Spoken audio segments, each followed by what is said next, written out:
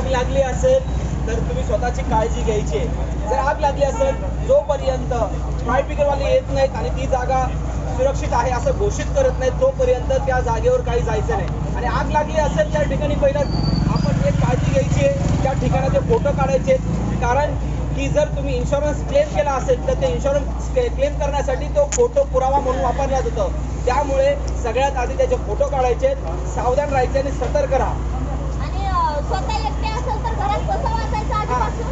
जर आग लागली असेल तर आपला स्वतःचा बचाव करायचा असेल तर आपल्या घरामध्ये एखादी जाड चादर असेल किंवा रग असेल ती आपल्या शरीराला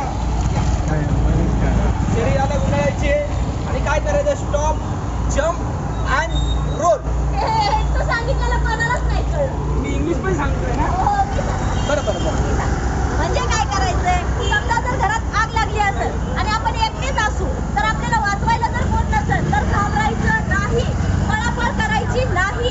फक्त एक काम करायचं, ब्लँकेट असेल, चादर असेल, ती जाड असेल घ्यायची, स्वतःभोवती गुंडाळायची, शांत उभं राहायचंय, एक उडी मारायची आणि खाली जमिनीवरती लोळायचंय, जेणेकरून आपला जीव आपण स्वतः वाचवू शकू. आग लागायचे अजून सुद्धा प्रकार आहेत. आणि घरामध्ये निरंजन असेल, दिवा असेल तर ते लावताना एकच काळजी घ्यायची, निरंजन किंवा अगरबत्ती किंवा निरंजन अशा ठिकाणी जेणेकरून आग लागेल आणि आपल्या घरात मोठं नुकसान होईल. असं करायचं नाही. दुसरी गोष्ट म्हणजे आपल्या घरात बोर्ड असतो लाईटचा, तर तो बोर्ड लावते वेळी काय करायचंय, जर बटन तिथे जर काही आपण विद्युत उपकरण वापर नसेल चालू तर ते बटन चालू नाही ठेवायचं किंवा एकाच सॉकेटमध्ये बऱ्याच वायरी लावून ठेवायच्या नाही, जेणेकरून तुमच्या घरात. आणि दुसरी गोष्ट म्हणजे काय, तर तुम्ही स्वतःचं रक्षण तुम्ही स्वतःच करा.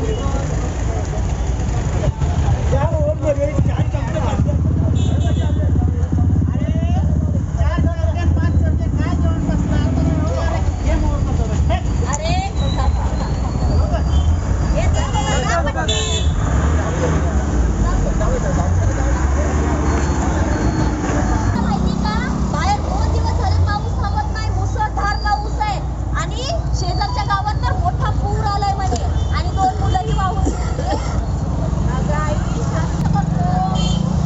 अगं पण मोबाईल मध्ये टीव्ही असल्या काय बातम्या आल्याच नाही. अरे तेच सांगते, मोबाईलवरती आतमध्ये असतात बातम्या.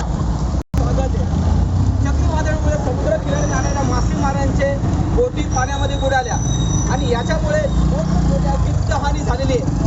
आता सरकारने साध्य करून ग्रामस्थांना मदत देण्याचे आयोजित केले आहे. तरी सर्व नागरिकांना एक सूचित केलं जातंय. आता हवामान खात्याकडून एक सूचना आलेली आहे, 24 तासामध्ये मुसळधार पावसाची येण्याची शक्यता आहे. त्यामुळे नागरिकांना एकच आवाहन करतो की कोणीही घराबाहेर पडू नये, सतर्क राहा, सावधान राहा. पुढील बातम्या आपल्याला आताच लगेचच कळेल. धन्यवाद. आता तर सोडून पूर जर आपल्या गावात आला तर काही काळजी नको, शांत राहा. जर आपल्यावर त्याची अवस्था आली ना तर आपण सर्वात आधी काय करायला पाहिजे, जे आपल्या घराचे खिडकी दरवाजे आहे ना त्या सर्वात आधी बंद करायचा. बरोबर. तर आपल्या ज्या घराच्या वस्तू आहेत ना त्या उंचावर ठेवायच्या, जेणेकरून आपण त्याचं रक्षण करू. म्हणजे आपली महत्वाची कागदपत्र हे सगळं. जर आपल्याला अशी वेळ आली की आपण घराच्या बाहेर पडायला हवं तर मग आपण आपल्या घरातले टीव्ही, फॅन, टीव्ही बंद करायचं आणि सर्वात मेन म्हणजे गॅसचं कनेक्शन बंद करू. बरोबर. आणि जर असं काय आपल्या जीवन झालं, आपल्याला वाटलं की आपल्यावर संकट आहे तर आपण काय करू, काही पैसे लागणारी औषधं, अत्यावश्यक सेवा, म्हणजे काही महत्वाचे कागदपत्र, बँकी आणि काही पैसे घेऊन सुरक्षित ठिकाणी आपण जाऊ. स्वतःच्या ठिकाणी काळजी. तू काय कर, मित्रांच्या नादानी आहे ना एखादा पुराचं पाणी वाहत असेल, एखाद्या पुरावरून तिथं गाडी घेऊन जाण्याचा किंवा त्या पाण्यातून रस्ता ओलांडण्याचा किंवा तिथं पोहण्याचा प्रयत्न अजिबात करायचा नाही. चला पटकन लाईट जायच्या अगोदर आपले मोबाईल चार्ज करून घ्या. चला लवकर. बघितलं, कारण त्यांना हवामान खात्याने ज्या सूचना बातमीद्वारे किंवा रेडिओद्वारे ज्या सूचना त्यांना आल्या होत्या त्या सूचनाचं पालन त्यांनी योग्यरित्या केलं म्हणून ते कुटुंब आज वाचलेलं आहे. लक्षात ठेवा, निसर्ग आहे, नैसर्गिक आपत्ती 100% येणार, येत राहणार. आपण त्याला थांबवू शकणार नाही. पण अशा ज्यावेळेस पूर असो, चक्रीवादळ असो, भूकंप असो, ढगफुटे असो, कुठे वीज पडत असो, आपण घाबरून जायचं नाही. फक्त काय करायचं, ह्या ज्या नैसर्गिक समस्या आहेत, नैसर्गिक आपत्ती आहेत, यांना आपण आळा कसा घालू शकतो, याच्यावर आपण आपलं कुटुंब कसं संरक्षित करू शकतो, या गोष्टीच्या जनजागृतीपर कार्यक्रम आपण आपल्या परिसरामध्ये राबवले पाहिजे. तर मित्रांनो, पुराच्या वेळेस पशुधनांना बांधून ठेवू नका आणि सर्वात महत्त्वाचं म्हणजे त्यांना एका ठिकाणी आणा, त्यांना एका ठिकाणी सुरक्षित ठेवा. सर्वात महत्त्वाचं म्हणजे उकळलेलं किंवा क्लोरीन पाणी पिया.